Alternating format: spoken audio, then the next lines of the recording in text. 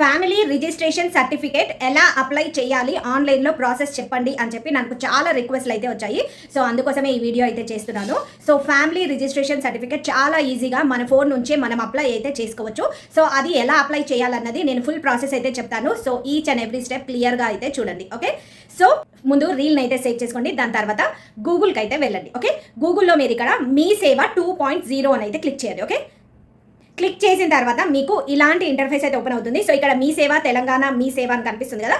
So ఆ వెబ్సైట్ని open అయితే చేసుకోండి. ఓకే, ఓపెన్ చేసిన తర్వాత మీకు ఇలాంటి ఇంటర్ఫేస్ అయితే ఇక్కడ రిఫ్లెక్ట్ అవుతుంది. ఓకే, రిఫ్లెక్ట్ అయిన తర్వాత దీన్ని కొంచెం పైనకి స్క్రోల్ అయితే చేయండి. ఓకే, స్క్రోల్ చేసిన తర్వాత ఇక్కడ మీకు లాగిన్ అవ్వమని అయితే చెప్తుంది.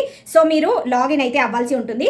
సో లాగిన్ కాని వాళ్ళు అంటే లాగిన్ లేని వాళ్ళు ముందు రిజిస్టర్ అయితే చేసుకోవాలి. రిజిస్ట్రేషన్ కూడా చాలా సింపుల్. ఇక్కడ కింద మీరు చూసుకున్నట్టయితే న్యూ యూజర్ అని ఉంది కదా, దాని మీద క్లిక్ చేయండి. క్లిక్ చేసుకొని అక్కడ మీ ఫోన్ నెంబర్తో రిజిస్టర్ అవ్వండి. ఓకే, రిజిస్టర్ అయిన తర్వాత మరి లాగిన్ దగ్గరకు వచ్చి ఇక్కడ లాగిన్లో మీ ఫోన్ నెంబర్ అండ్ అక్కడ మీరు రిజిస్ట్రేషన్ టైంలో ఇచ్చిన పాస్వర్డ్ని ఇక్కడ ఎంటర్ చేసేసి లాగిన్ మీదనైతే క్లిక్ చేసేయండి. ఓకే, క్లిక్ చేసిన తర్వాత మీకు ఇలాంటి ఇంటర్ఫేస్ అయితే ఇక్కడ ఓపెన్ అవుతుంది.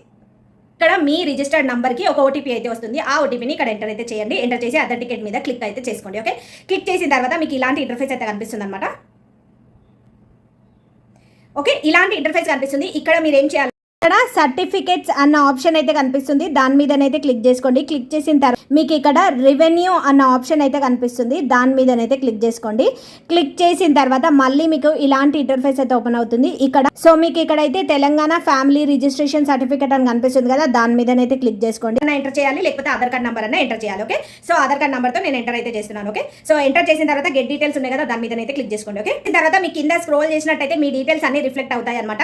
సో ఇందులో మీ అడ్రస్, మీ ఫోన్ నెంబర్, ఎవ్రీథింగ్ అనేది మీకు ఇక్కడైతే కనిపిస్తుంది. అండ్ ఇంకా కొంచెం స్క్రోల్ చేశారంటే మీ రేషన్ కార్డులో ఎంతమంది అయితే ఉన్నారో అంతమంది పేర్లు అన్ని రిఫ్లెక్ట్ అవుతాయి. ఓకే, రిఫ్లెక్ట్ అయిన తర్వాత మళ్ళీ కొంచెం స్క్రోల్ చేయగానే మీకు ఇలాంటి ఇంటర్ఫేస్ అయితే కనిపిస్తుంది. సో ఇక్కడ అప్లికెంట్ డీటెయిల్స్ అనమాట, అంటే ఎవరైతే ఈ ఫ్యామిలీ సర్టిఫికేట్కి అప్లై చేస్తున్నారో వాళ్ళ డీటెయిల్స్ని మనం ఇక్కడైతే ఫిల్ చేయాల్సి ఉంటుంది. ఓకే, సో ఇక్కడ డీటెయిల్స్లలో ఫస్ట్ మీ పేరు రాయండి, mobile number, me district and mandal అయితే సెలెక్ట్ చేసుకోండి. సెలెక్ట్ చేసుకున్న తర్వాత కింద షో పేమెంట్ అని ఉంది కదా, దాని మీదనైతే క్లిక్ చేయండి. మీకు ఇలాంటి ఇంటర్ఫేస్ అయితే ఓపెన్ అవుతుంది.